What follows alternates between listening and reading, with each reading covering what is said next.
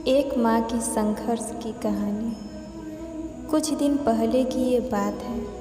मैं मेरी मौसी के साथ एक कार्यक्रम में गया जहाँ मेरी मुलाकात एक महिला से हुई। मेरी मौसी से मुझे उसके बारे में काफ़ी कुछ पता चला और उसकी कहानी सुनकर मेरी आंखें भर आई।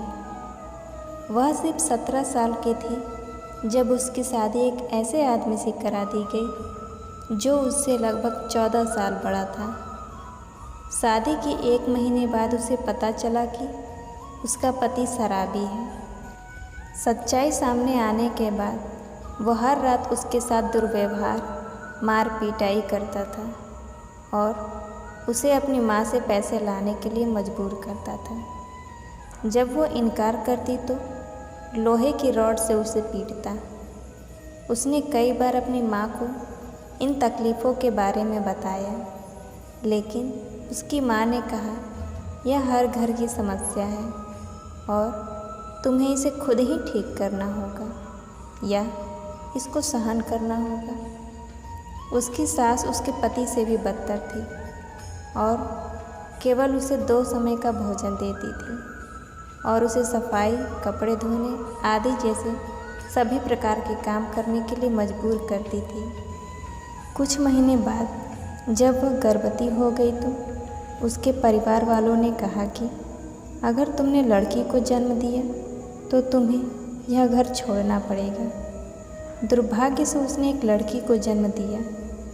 वह दिन उसकी ज़िंदगी का सबसे बुरा दिन था और उन्होंने उसे बुरी तरीके से पीटा और घर छोड़ने के लिए मजबूर कर दिया। ऐसे में कोई क्या करेगा। उसने आत्महत्या के बारे में सोचा, लेकिन उस बच्ची के चेहरे ने उसे रोक दिया। वह जानती है कि उसे अपनी बच्ची को सफल बनाने के लिए कड़ी मेहनत करनी होगी।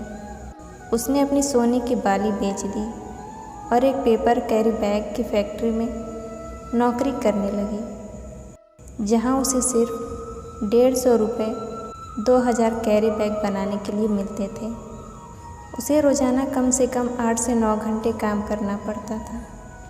इस काम के साथ साथ उसने एक ढाबे में टेबल और बर्तन साफ करने का काम भी किया और उसने वहाँ रोज़ाना 5 से 6 घंटे काम किया और प्रतिदिन 100 रुपये वहाँ से कमाने में सक्षम हो गई।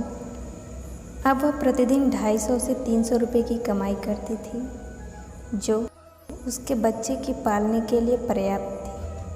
लेकिन कुछ महीने बाद उसे पीठ संबंधी कुछ समस्याओं का सामना करना पड़ा और इससे वह कमज़ोर हो गई। इस समस्या के बाद उसे सफाई की नौकरी छोड़नी पड़ी और खिलौनों की फैक्ट्री में मज़दूर के तौर पर काम करना शुरू कर दिया। इस तरह उसने अपनी बेटी की शिक्षा का प्रबंध किया और अपने बच्चों के जीवन को आसान बनाने के लिए कई काम किए। वह जानती है कि भगवान केवल उनकी मदद करते हैं जो कड़ी मेहनत करते हैं।